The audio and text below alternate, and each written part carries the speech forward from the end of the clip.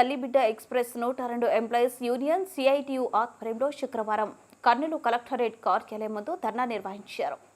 ధర్నా కార్యక్రమాన్ని ఉద్దేశించి సిఐటియు జిల్లా ప్రధాన కార్యదర్శి ఎండి అంజిబాబు, యూనియన్ నాయకులు శ్రీనివాసులు మాట్లాడారు.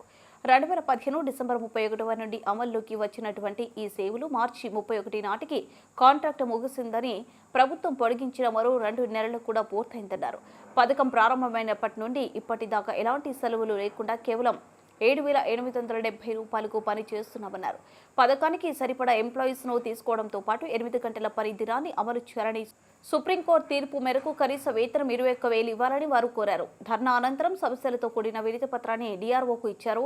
ధర్నా కార్యక్రమంలో సిఐటియు జిల్లా కార్యదర్శి ప్రభాకర్, నాయకులు సోమన్న, ఆంధ్రప్రదేశ్ తల్లి బిడ్డ ఎక్స్ప్రెస్ యూనియన్ నాయకులు పాల్గొన్నారు.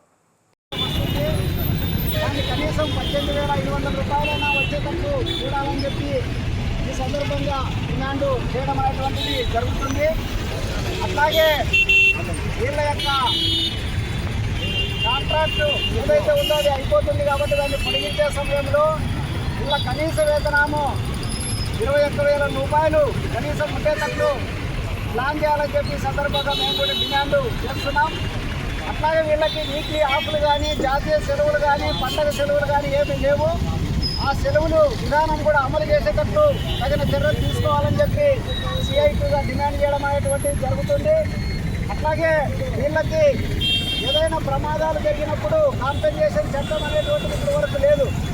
కాబట్టి కాంపెన్సేషన్ చట్టం ప్రకారం కనీసం 7 లక్షల రూపాయలు చెల్లించాలని చెప్పి ఈరోజు మనం డిమాండ్ చేయడం అనేటువంటిది జరుగుతుంది. అట్లాగే 8 గంటల పని విధానం, ఇప్పుడు వీళ్ళకి 8 గంటల పని విధానం అనేటువంటిది లేదు.